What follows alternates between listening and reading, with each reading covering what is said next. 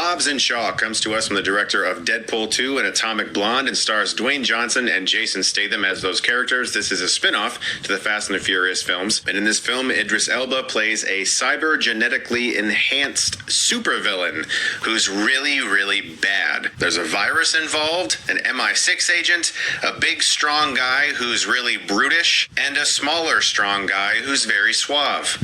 And that's Hobbs and Shaw. Take my money now. Give me a second. Do you like this film? Do you think this film is dumb? Yeah, it's a commando. Yeah, it's really bad, but like, it's actually really entertaining. Oh. That's Hobbs and Shaw.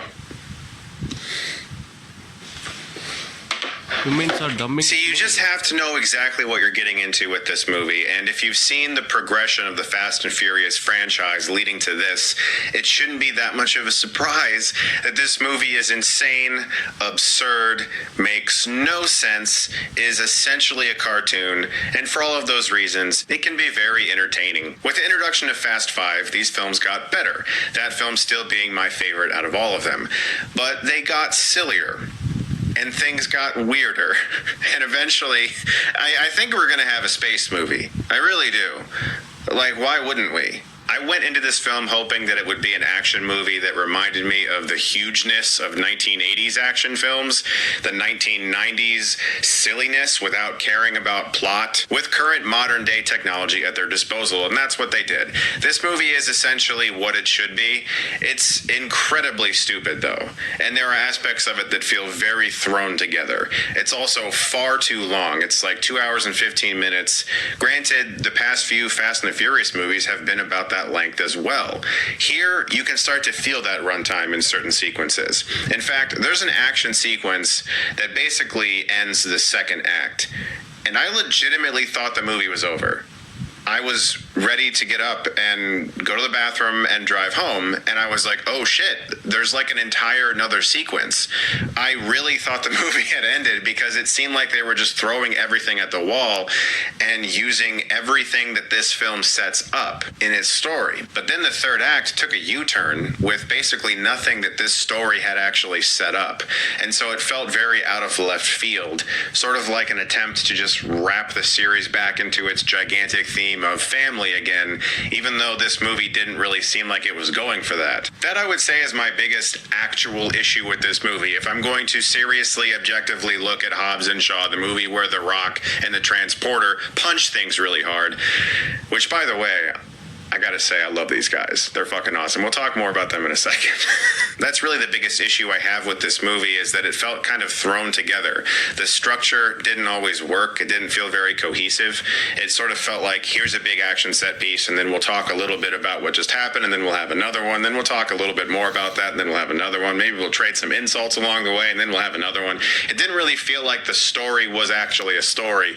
It just felt like a bunch of excuses to have action set pieces, which is essentially what I thought this movie would be. And to be completely honest, that's what the people who go to see this movie are going to want. They're not going to want anything other than The Rock and Jason Statham drop-kicking shit. I mean, realistically, in what reality do we expect anything else out of a Fast and the Furious spin-off movie? The best aspect of this movie, for me, is the chemistry between The Rock and Statham. They work marvelously together. My favorite scenes in the movie are not the action scenes. They're the sequences in which these guys just trade insults, and they stare at each other, and they basically put each other down and try to one-up each other with their insults, and some of them are actually really fucking hilarious. A few of them got me to belly laugh, which I didn't expect. There's a reason they took these characters with these actors and decided to put all of this money behind a spinoff with them. It's because they do work really well together. This is basically a buddy cop movie, and we don't get a lot of those anymore. And so Universal has taken this giant billion-dollar franchise that people love to go and spend their money on and said, you know what, we're just going to make a buddy cop movie. And I'm fine with that. So let's talk about those action sequences, because there's tons of them, and for the most part, they're really impressive. Although they do begin to feel a little stale after a while. There's some repetition, a lot of turning, punching, same basic angle, capturing it in a nice shot, but nothing terribly creative with the action scenes, unfortunately. The best thing they do with the action in this movie usually comes from the environments, things that the characters can use. There's one scene where where The Rock and Statham have a glass window in between them, and they both have to get through this area. Both sides have different opposition for both of them, and there's a lot of comedy in that scene that I thought was really funny. Obviously, this movie is absurd. It is ridiculous. Things happen that would never happen. I said it earlier, but this really is a cartoon. It's a live action cartoon, no doubt. There's a sequence towards the end involving a convoy of cars all interlocked, and all they have to do to interlock them is like touch their bumpers, and then it just like magically happens, and there's a fucking helicopter, and it's just insane, okay? And I was smiling the whole time, because this movie is very self-aware. It's extremely self-aware. You can call it mindless, but it's only mindless because the things that are happening don't make sense. But the movie knows that. And especially with various cameos that the film has, won't spoil it for you, they have specifically chosen people that will enhance the fun aspect of this movie. They know exactly what they're making. By no means is this meant to be taken seriously. Idris Elba is awesome as this crazed supervillain with like a metal fucking spine, for God's sakes, okay? I went into this movie expecting to see some dudes punch people and tell jokes. And that's exactly what I got. It's going to give you what you want more than likely if you know exactly what you're getting into. Still, you can pick this movie apart if you really wanted to. From a script perspective, the storyline is shit. I mean, it's kind of a recycled plot from Mission Impossible 2.